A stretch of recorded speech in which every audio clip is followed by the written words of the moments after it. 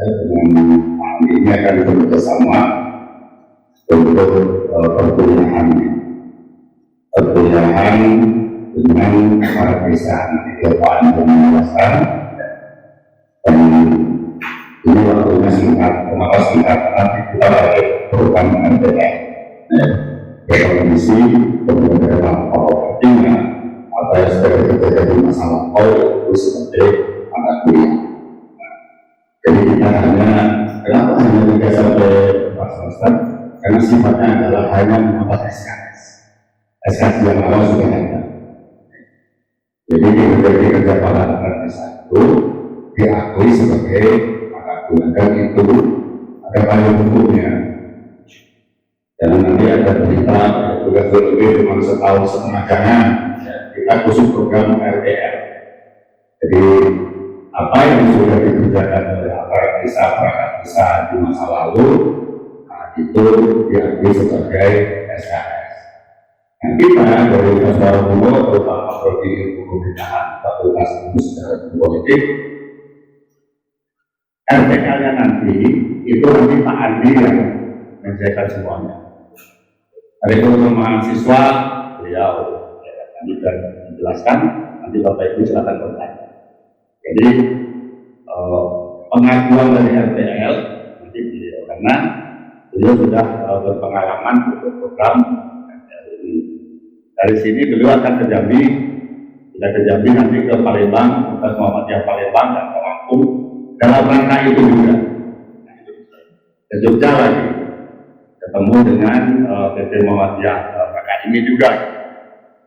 Jadi Bapak Ibu, ini peluang yang sangat bagus bagi kita Semarang Kuno.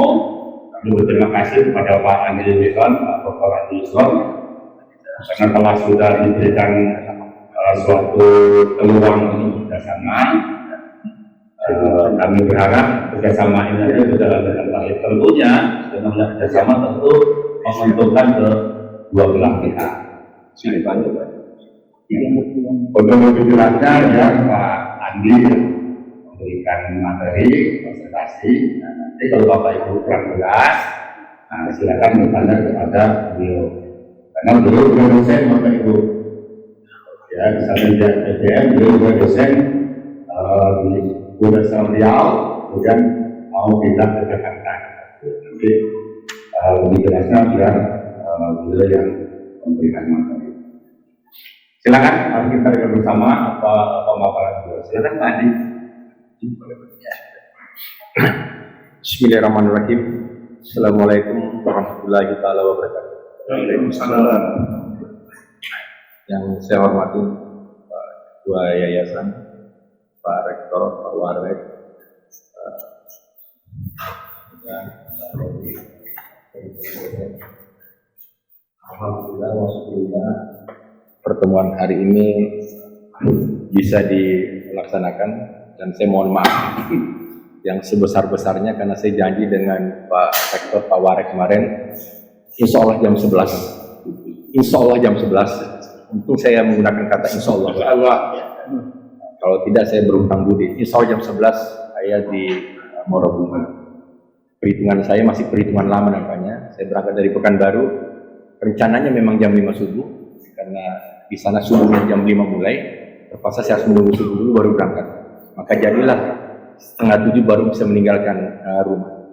Terlambat menuju meninggalkannya, dan di jalanan ada beberapa kali titik kami terhambat tadi. Bapak Ibu sekalian, terima kasih atas undangan Pak Rektor. Terus pertama saya ingin memperkenalkan diri dulu. Nama saya Andi Yusran. Teman-teman politik atau pemerintahan mungkin sekali dua kali pernah mendengar. Karena di media nasional saya termasuk paling sering dan dianggap paling nakal untuk memberikan analisis di Ermol, di Kumparan, di mana-mana.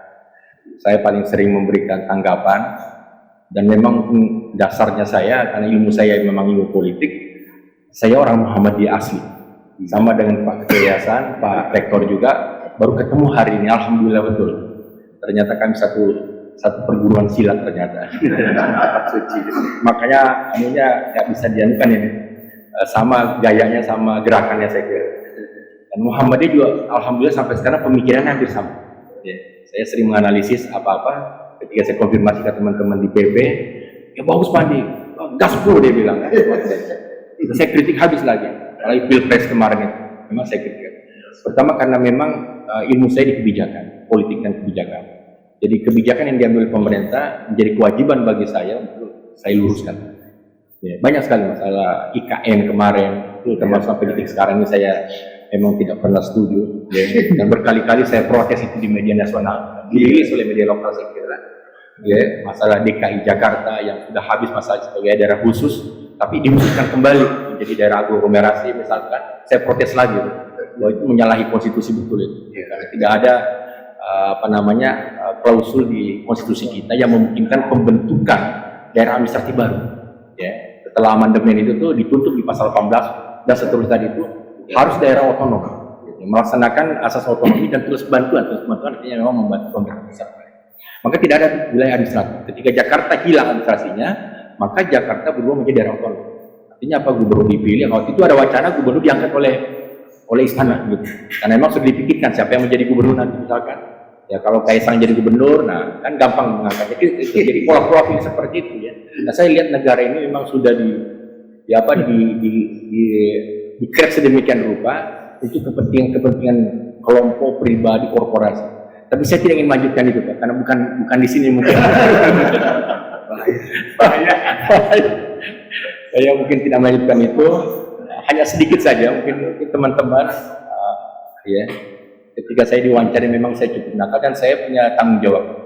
Dan yang paling saya takutkan adalah pertanyaan di akhirat nanti, dari mana ilmu kamu dapatkan dan apa ilmu itu kau gunakan itu. Saya takut betul ketika tanya. Saya tahu tapi saya diam. Saya pikir ini berbahaya. Maka saya tetap lakukan itu. Dan alhamdulillah saya dari tahun 97 Pak, jabatan saya itu sampai sekarang sama, lektor aja terus. Dari tahun 97 Pak, sampai sekarang lektor terus saya. Mahasiswa saya sudah guru besar Pak, di Unan Dallas itu jadi guru besar dia, ketua prodi doktoral namanya Asrinaldi, itu mahasiswa saya, bimbingan saya. Jauh lebih dulu ya dia guru besar. Kalau saya lektor aja terus, menikmati lektor itu. Pertama memang tidak punya waktu saya buat ngurus, saya punya kemahatan. Dan saya menganggap bahwa seharusnya sudah ada yang mengurus, bukan saya lagi yang mengurus. Dan yang kedua saya yakin kalau saya urus saya juga bakal dihambat. Ya, karena saya nggak bisa merem apa yang ada di pikiran saya dan saya sampaikan. Ya, termasuk Menteri Nadiem apa semua teman-teman di sana, memang saya pikir sudah lah, karena memang itu anunya ya apa boleh buat. Itu sedikit sekelumit aja Bapak Ibu sekalian mengenal saya sebenarnya orang Pekanbaru. Asli suku saya itu Bugis, tapi ketika tahun 89 saya ditempatkan menjadi dosen di Universitas Riau Pekanbaru. Jadi saya Universitas Riau Pekanbaru, saya dosen di sana. Tahun 2000 saya dirikan Fakultas Sarjana, tahun 2004 saya tinggalkan Pak Undri, kemudian saya pindah ke swasta. Saya mengabdi kemudian di Muhammadiyah, kan waktu Muhammadiyah memang sedang butuh teman-teman semuanya, mendirikan Muhammadiyah Riau. Saya dari awal tahun 2010 awal itu, sebelumnya memang sudah ada akademinya atau macam-macam tadi, tapi kita dirikan menjadi satu universitas dan saya ada di dalamnya, di satu kampus, satu fakultas yang saya kelola ya. Setiap penerimaan mahasiswa ya 50, 30 itu jauh dari break even point-nya lah, kira-kira gitu. Dan saya terlibat dalam proses pengembangannya. Ketika sudah mulai naik, kemudian saya tinggalkan. Dan memang nampaknya saya ditakdirkan untuk begitu. Berkumpul lumu, setelah naik saya tinggalkan gitu loh. Akhirnya memang saya tidak menikmati. Teman-teman saya tidak menikmati ruangan AC, pakai lift, ya kan, gedungnya mentereng, Muhammadiyah Riau itu. Nah saya dulu nggak sempat. Yang saya nikmati adalah manjat apa namanya, pagar, tempel-tempel spanduk. Ya. Seorang dekat tapi manjat-manjat Pak gitu. Itu perjuangan. Ini saya gambarkan kepada teman-teman semua bahwa ya sukses itu pilihan sebenarnya, ya bukan turun dari langit, ya, tergantung dari kita. Itu sekelumit mengenai saya, dan saya sekarang meralat sedikit apa sebagai Pak Rektor. Saya dari tahun 2015 saya home base-nya di Pasar Sarjana Universitas Nasional Jakarta. Jadi saya sudah moving ke sana. Mengapa ke Jakarta? Saya sudah pernah di Pekanbaru. Saya sudah mentok. Saya ingin membangun sesuatu yang baru di Jakarta. Di Jakarta itulah saya bangun relasi dengan teman-teman. Ya, saya aktif di beberapa tempat, termasuk di beberapa pusat studi juga. Di Kementerian Dalam Negeri saya 2 tahun terakhir menjadi ketua tim leader untuk kebijakan dekonsentrasi. 2001-2022 saya ketua tim kebijakan dekonsentrasi. Karena waktu itu pemerintah sedang melakukan evaluasi dan sinkronisasi program itu. Ya, kita bayangkan 200 triliun sampai 500 triliun anggaran dekonsentrasi itu berantakan, Pak. Ya, berantakan betul. Angkanya luar biasa, 200 sampai 300 sampai bahkan lebih dari itu. Ya, itu dipakai seenaknya aja waktu itu. Saya tahu seenaknya betul. Karena dibuat PSN namanya, Program Strategis Nasional, itu asal sembarang aja buat. Ya, kalau Luhut mengatakan Toba PSN gitu loh, ya Mandalika PSN. Jadi gampang aja apa yang dibenaknya di PSN kan. Bahkan PSN itu tidak semudah itu untuk membuatnya. Karena itu panjang proses perencanaannya. Mulai dari RPJP nasional harus kita lihat, masuk ke RPJMN. Di RPJMN baru kita ciptakan PSN tadi, Program Strategis Nasional. Ini enggak, tiba-tiba muncul ini bikin PSN, anggaran itu dibawa langsung. Ya. Maka jangan heran kalau Bapak jalan-jalan ke Sumatera Utara, itu provinsi yang terbaik sekarang di Pulau Sumatera itu Sumatera Utara, Pak, infrastruktur. Saya baru 2 bulan lalu, itu licin, Pak. Licin. Dari Riau kami itu kan dakduk, masuk perbatasan itu mulus, Pak. Bahkan jalan tol dari Medan itu sampai Perapat sekarang, jalan tol yang hampir tidak ada mobil lewat. Tapi diciptakan jalan tol karena menuju ke PSN namanya Toba tadi itu kalau Bapak mulai di sana. Nah, kalau pemerintah berpikir bahwa ini tidak hanya Sumatera Utara, Indonesia tidak Sumatera Utara, saya kira saya dukung. Tapi kalau mereka berpikir bahwa Indonesia itu hanya Sumatera Utara, di sini masalahnya. Ini kira-kira Bapak Ibu sekalian ya.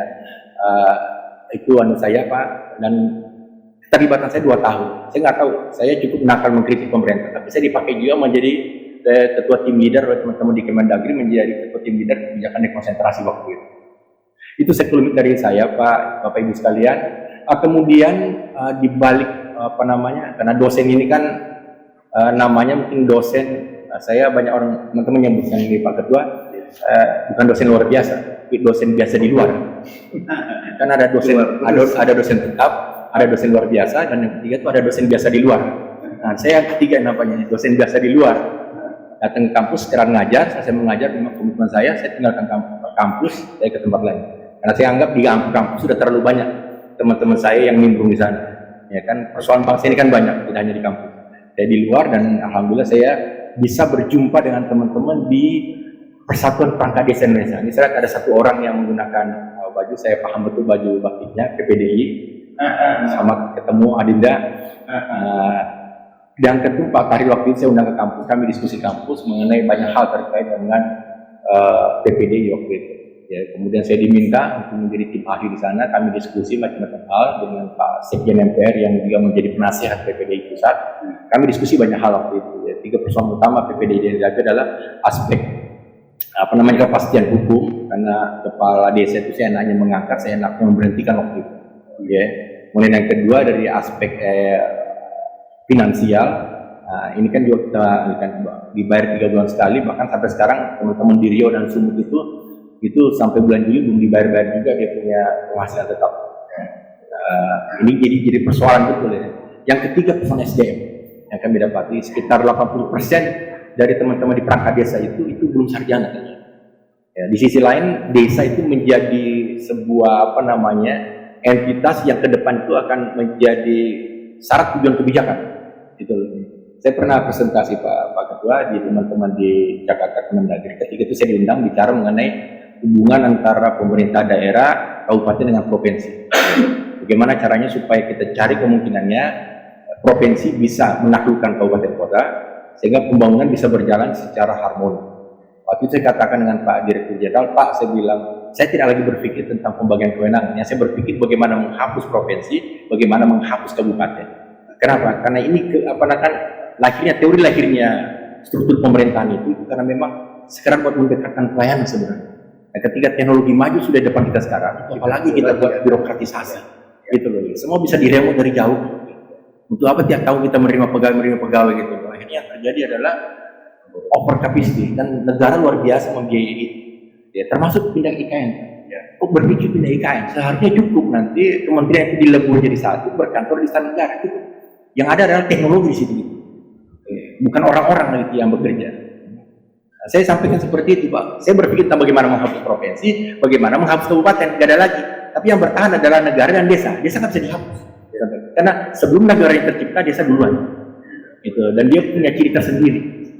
Itu gagasan yang saya sampaikan. Akhirnya, kemudian saya nggak pernah diundang lagi setelah itu, Pak.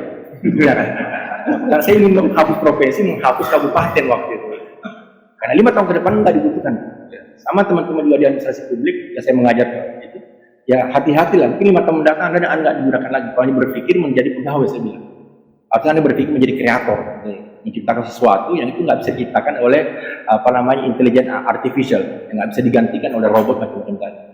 Artinya kan kontennya, betul kan teman-teman di pemerintahan, ya, jangan lagi menjadi petugas. Ya. Jadi akan menjadi operator, menjadi desainer di sana, menjadi analis di situ. Itu jadi kira-kira saya sudah pada posisi melompat 2-3 kali cara berpikir, sementara negara ini masih berpikir seperti itu. Jakarta sesak, perlu dipindahkan ke IKN. Kenapa sesak Jakarta? Karena semua mau diurus oleh pusat. Semua orang datang. Waktu saya ketemu sama teman-teman di Dirjen Perimbangan Keuangan, di lantai 10 di gedung di Kemendagri itu, saya naik ke atas, saya katakan di bawah tuh ngantri orang menunggu Bapak, Pak Dirjen. Pak Andi, itu nggak urusan saya, urusan orang honorer. Itu urusan honorer. Jadi bayangin coba kementerian disuruh urus sama honorer. Bukan orang eselon itu asik sana kemari, dia makan siang sana sini gitu. Yang ngurus itu honorer. Di negara ini kalau seperti ini karena negara honorer sebenarnya gitu. Bapak Ibu sekalian sedikit saja, nanti kita diskusi, ya, melanjutkan diskusi seperti nanti kita buat sesi yang lain. Itu kira-kira. Saya ketemu sama teman-teman di perangkat desa, akhirnya kami cari jalan keluar. Saya bilang 800.000 kurang lebih, kalau estimasinya 1 juta perangkat desa, 80% 800.000. Nah ini harus carikan jalan keluar. Ya kan depan desa harus lebih canggih daripada di atasnya, kelurahan, kecamatan gitu. Dan nanti ini bakal dihapus itu. Kalau desa tetap ada. Nah harus kita mungkin berpikir tentang itu. Maka kemudian kami dengan teman-teman meng-create sebuah program namanya Program Sarjana Aparatur Desa. Nah program ini didesain kurikulumnya, kemudian metodenya, cara pembelajarannya, dan memberikan ruang tempat kepada teman-teman perangkat bagaimana dia bisa masuk dan dia berkuliah di sana, kemudian mendapatkan pengetahuan, skill dan knowledge sebenarnya tadi sehingga kompetensinya naik. Itu kita harapkan ke depan. Gitu. Itu yang kami buat desainnya. Jadi LPSDM lahir tidak sekedar menjadi fasilitator, mencarikan sekolah, tidak. Dan itu gampang sekiranya, nggak perlu ada LPSDM. Ya, teman-teman kami rata-rata orang perguruan tinggi. Kemudian kami juga memanfaatkan bahwa pemerintah dari tahun 2020 sebenarnya sudah punya program RPL, rekognisi pembelajaran lampau. Ya, memberikan pengakuan terhadap pengalaman kerja formal maupun informal, kemudian dikonversi, diekuivalensi menjadi capaian pembelajaran, sehingga nanti sekian SKS nggak perlu diikuti. Contohnya keuangan desa misalkan, ya teman-teman kan sudah tiap hari ngelola itu, kan lebih canggih Pak. Bicara tentang aplikasi, pelaporan, akuntansi keuangan desa, mereka canggih. Jangan-jangan kalau mata kuliah itu dikasih, nanti dosen diajar sama mahasiswa, kan repot juga itu kan. Nah, itu contohnya. Jadi keuangan desa nggak perlu, perencanaan desa nggak perlu, pengawasan nggak perlu. Ya sekian banyak mata kuliah nanti itu memang nggak perlu. Saya kira ini lompatan yang cukup strategik dari seorang Menteri Nadiem cara berpikirnya. Jadi di antara banyak kebijakannya satunya setuju, kalau yang lain nggak setuju Pak. Yang satu setuju. Dia cara berpikir seperti memberikan ruang mengakui itu. Untuk apalagi teman-teman perangkat desa yang sudah paham mengenai perencanaan desa, pengawasan desa, pembangunan desa, partisipasi macam-macam tadi, dikuliahi lagi dengan hal yang sama gitu. Itu ya. Jadi dan RPL sendiri sebenarnya dari kami yang banyak mengusulkan dulu. Ya. Tahun 2000 awal kita usulkan supaya ada semacam pemikiran tentang diskresi diberikan kepada teman-teman profesi agar dia kalau ingin kuliah di jalur profesinya ya cukup 30 atau mungkin 50% mata kuliah yang bisa diikuti. Maka lahirlah program itu. Tapi program itu kemudian yang banyak mengikutinya adalah guru dan tenaga kesehatan. Terbantu betul. Banyak sekali guru-guru kita masih D3 dengan RPL dia bisa ambil program S1. Begitu juga dengan teman-teman di kesehatan. Nah, perangkat desa termasuk yang terlambat. Ya, karena program kami inilah baru memulai. Ada 2 daerah di Indonesia yaitu Kabupaten Bojonegoro dan Provinsi Bengkulu. Bojonegoro lebih awal, tahun 2021 dia sudah mulai program memberikan beasiswa kepada perangkat desa. Dan itu PPDI sebagai organisasi profesi tidak dilibatkan di sana, sama sekali tidak. Inisiasinya datang dari bupati, karena ini perangkat desa ini kan punya koneksi banyak di desa kan. Ini pertimbangan elektoral sebenarnya. Pertimbangan itu loh, bahwa kalau saya berikan beasiswa, saya terpilih lagi nanti. Ya kira-kira itu lah. Memang sekarang menjadi incumbent yang terkuat untuk terpilih lagi, nggak perlu pakai kampanye. Dengan RPL 1000 orang tadi itu bisa bayangkan 1000 orang kali 5 orang keluarganya udah 5.000. Itu jadi tim campaign yang luar biasa. Saya membaca itu juga. Kenapa? Karena tidak dibekali dengan hal-hal yang memang dibutuhkan desa. Ya, sembarang Mereka ambil, ada yang ambil ekonomi, ada yang ambil hukum gitu. Ekonomi hukum baik, tapi tidak dalam kerangka untuk peningkatan kompetensi sebagai perangkat desa. Maka kami mendesainnya nanti tidak seperti itu. Gitu. Belajar dari kasus itu, kemudian di Bengkulu kerjasama dengan UT. UT itu juga hampir sama, memberikan ilmu murni mereka, ilmu pemerintahan murni. Ya. Untuk apalagi perangkat desa, terlalu banyak mata kuliah terkait dengan konsep, teori, filsafat gitu aja. Perangkat desa tidak butuh itu, Pak. Yang mereka butuhkan kecakapan-kecakapan, knowledge yang bisa ditransfer menjadi skills gitu loh. Itu yang dibutuhkan. Maka perlu konsentrasi sebenarnya. Ilmu pemerintahan tapi ada konsentrasinya. Kami kembangkanlah kemudian di dalam program Sarjana Praktik Desa ini adalah konsentrasi. Kalau dia bergantung ke administrasi, nama konsentrasinya adalah administrasi pemerintahan desa. Kalau dia bergantung ke kurikulumnya ke ilmu pemerintahan, maka konsentrasinya adalah pemerintahan desa. Ya, konsentrasi itu cukup sekitar 20% mata kuliah terakhir nanti dikreat sedemikian rupa menjadi mata kuliah konsentrasi sesuai dengan kebutuhan mereka. Nah, ini juga strategi sebenarnya untuk supaya teman-teman ini ya dari 144 SKS minimal ya cukup 72 diikuti, 72 lagi diikuti. 72 kalau kita kasih ke setiap semester 24 SKS kan 3 SKS 3 semester selesai. 72 lagi bisa kita konversi. Ya. Tapi kalau tidak ada konsentrasi agak berat, Pak. Agak berat. Yang 4 pun agak berat. Paling enggak sekitar 5 semester mereka. 2 semester itu bisa dikonversi. Ya, kalau tanpa konsentrasi, kalau ada konsentrasi, saya pastikan bahwa 72 SKS itu, bahkan 80 SKS bisa dikonversi. Kami sudah lakukan uji coba dan kami tawarkan ke beberapa teman perguruan tinggi mitra untuk melakukan itu. Itu strategi dalam kerangka S. Jadi Bapak Ibu sekalian, saya ingin melanjutkan kembali cerita mengenai tadi itu. Maka alhamdulillah sampai detik sekarang ini sudah ada sekitar 12 perguruan tinggi yang sudah komitmen itu sekitar 10 perguruan tinggi kami sudah tanda tangani kerjasama pelaksanaan program ini. Program Sarjana Aparatur Desa yang kira memberikan tempat bagi perangkat desa untuk ikut kuliah, ikut program jalur RPL. Ya. 2 program studi kalau D1, administrasi publik dan ilmu pemerintahan, salah satunya. Ya. Kemudian di S2 pemerintahan, administrasi publik, kemudian kita beri ruang juga ke manajemen. Nanti ada manajemen untuk pemerintahan desa kita buat. Ya. Satu program terakhir yang saya create kemarin itu karena saya ingin berpikir tentang percepatan program sarjana manajemen keuangan pemerintah desa. Jadi kami kerjasama dengan jurusan manajemen untuk sekolahkan ada 84.000 kaur keuangan se-Indonesia. 84 itu kalau kita bagi-bagi ke universitas konvensional terlalu berat, Pak. Lama tercapainya. Maka kami punya strategi bekerja sama dengan Cyber University.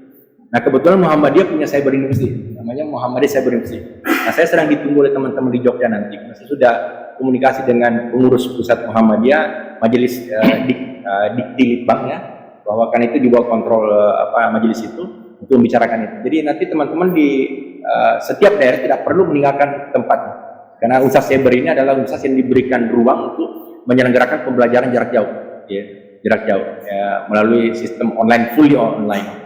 Itu yang kami juga buatkan sebagai terobosan kaur keuangan, fokus kepada kaur keuangan aja. Itu yang kira-kira Bapak Ibu sekalian, kami sudah kerjasama dengan 10 perguruan tinggi, 12 dalam proses, mudah-mudahan dalam waktu dekat juga dengan Sekolah Bunga bisa kita lakukan.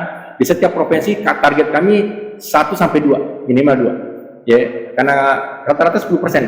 Ya, kita nggak tahu, saya lupa berapa di Jambi, jumlah desa di Jambi, saya lupa. Jumlah desanya berapa, itu dikali 10 aja. Itulah jumlah perangkat desa. Nah 10 itu kemudian dikali 80%. Nah, sebanyak itulah perangkat desa yang belum sarjana. Itu rata-rata nasional. Jadi kalau kita mau hitung 2 pun nanti nggak cukup. Ya, untuk sementara sekarang satu cukup saya kira, karena memang program ini masih sifatnya mandiri. Mandiri artinya perangkat desa yang bersangkutan yang membayar.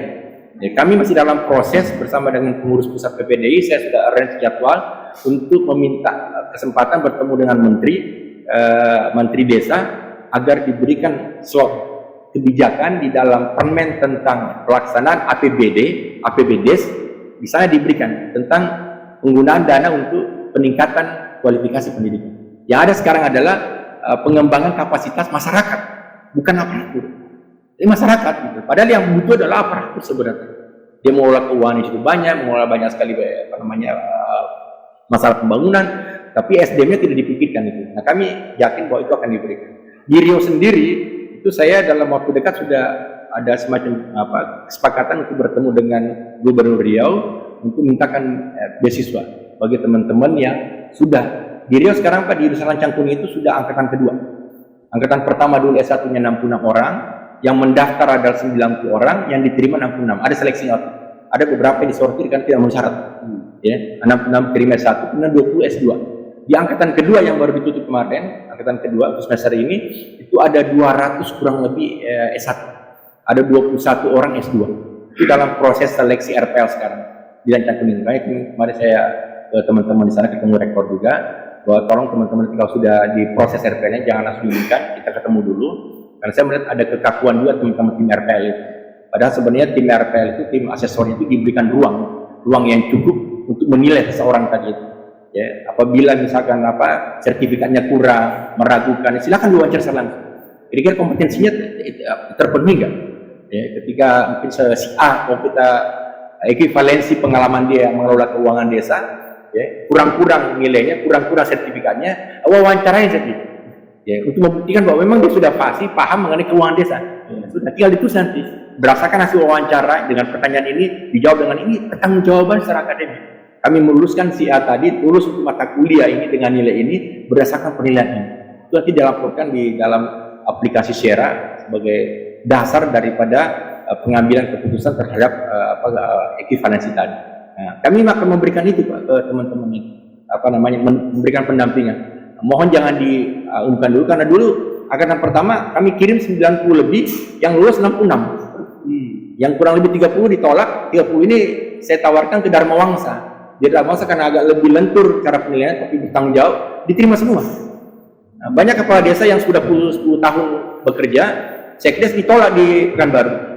Padahal logikanya kalau sudah lebih dari 3 tahun itu sudah hampir pasti lolos. Ya. Karena kita bandingkan saja misalkan Bapak Ibu sekalian, di program MBKM ini, satu mata kuliah magang saja, durasi waktu 3-4 bulan, 1 semester, itu dihargai sama dengan 20 SKS. Ya. Jadi kalau satu magang 20 SKS, kalau orang berpengalaman kerja misalkan bekerja sudah 2 tahun, berarti kan 4 semester. 4 semester kali itu sudah 80 SKS. Kasarnya kira-kira logikanya seperti itu. Ya, kan negara saya sudah mengakui 80 SKS kok. Itu baru 2 tahun kerja loh. Yang magang kan seperti itu. Ini nggak magang, mereka betul-betul bekerja. Kalau magang kan cuma nempel-nempel aja kan. Ini dia yang bekerja kok, dia mau berpikir, dia mau ini macam-macam. Jadi logikanya itu yang kami bangun bahwa ya dengan 2 tahun saja seharusnya mereka sudah lolos separuh mata kuliah itu. 80 kredit. Negara mengaku 20 kok untuk magang. Masa 4 tahun mereka, 4 semester mereka bekerja, ya masih juga 10 SKS dia punya, ini terlalu ketat betul cara berpikirnya gitu. Itu kami berikan teman-teman ini. Itu kira-kira Bapak Ibu sekalian, Pak Ketua, Pak Rektor, Bapak sekalian, nah, kami ingin membangun kemitraan itu di setiap provinsi, paling tidak 1 atau 2. Nah, kami melihat Pak Muara Bungo setelah saya coba periksa dari sisi legalitas, ya, memungkinkan akreditasinya B. Setelah saya cek di Sierra, juga layak menyelenggarakan program RPL untuk program studi ilmu pemerintahan. Layak, tinggal sekarang bagaimana layaknya itu dilanjutkan dengan pendaftaran agar mendapat sertifikat Sierra, mendapat sertifikat RPL nantinya. Supaya semester ini janji 24-25 bisa melaksanakan program ini. Saya tawarkan tadi kepada Pak Rektor waktu diskusi melalui Zoom itu, kami siap membantu mendampingi teman-teman ya yang sudah ditunjuk oleh Rektor menjadi tim asesor atau tim RPL nantinya. Kita dampingi untuk pendaftarannya agar cepat bisa mendaftar dan keluar sertifikatnya. Dharma Wangsa di Medan itu teman-teman tim yang mendampingi. Dan bahkan ketika dilakukan asesmen terhadap mahasiswa, itu teman-teman LPSDM yang mendampingi teman-teman dalam penilaian tadi. Itu kira-kira gambaran Bapak Ibu sekalian. Singkat saja mungkin kalau tadi sampaikan Pak Rektor bahwa saya akan memberikan sedikit catatan ke teman-teman masalah RPL. Saya juga tidak terlalu canggih masalah RPL karena saya punya tim khusus masalah itunya. Yang saya punya itu mungkin hanya sekitar kulit-kulitnya saja lah kira-kira. Ya, aspek umumnya saja dari RPL itu, ya, bagaimana kita menilai kelayakan seseorang dari sisi pengalaman kerja formal maupun informalnya, yang kemudian kita transfer menjadi capaian pembelajaran. Tapi teknisnya nanti saya kira bisa kita lakukan pertemuan via Zoom saja, saya kira biar jarak jauh. Nanti teman-teman kami di FSDM bisa berdiskusi dengan teman-teman tim RPL yang dibentuk oleh deskakan oleh Rektor saya kira. Intinya saran kami ya ini paralel saja karena bagaimanapun juga butuhkan waktu juga buat bagi tim LPSDM PPDI untuk lakukan rekrutmen. Jadi Bapak Ibu sekalian, kehadiran kami memfasilitasi itu sebenarnya.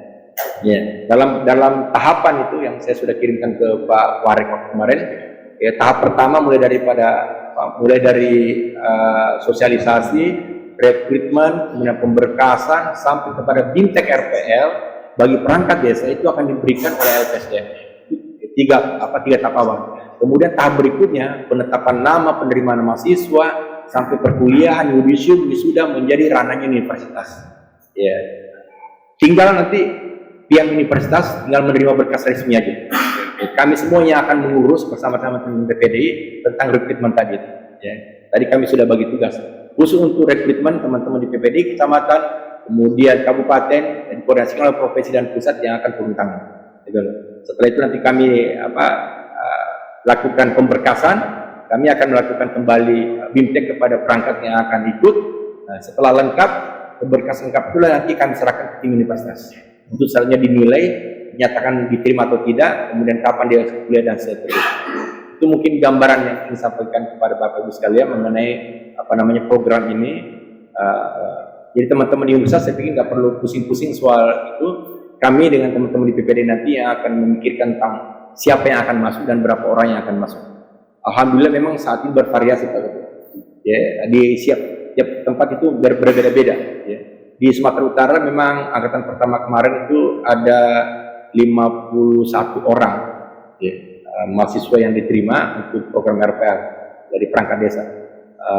Masalahnya pada masalah pembiayaan Pak, karena sampai detik penerima waktu itu siltap mereka belum mereka terima, jadi mereka masih terlalu berat membayar itu.